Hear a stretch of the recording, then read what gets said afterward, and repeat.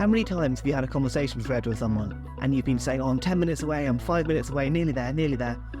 Well, you can actually do it much easier now on iOS 17, and that is you can just share your live location with that contact for a set amount of time.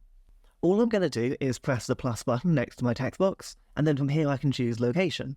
Straight away you'll see a map that comes up with your current location, and when you press that blue share button, you have the option of sharing it for an hour, until the end of the day, or indefinitely.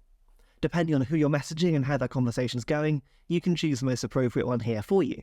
I'm going to go for an hour for this message.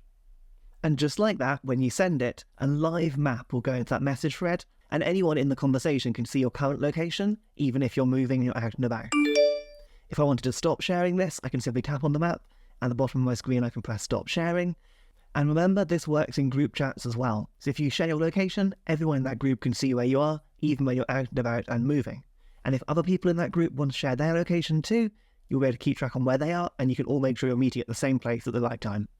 This is just another little update in iOS 17 to make your iPhone better than ever before. And if you want to see more things that have changed, please check out this playlist on the end screen now.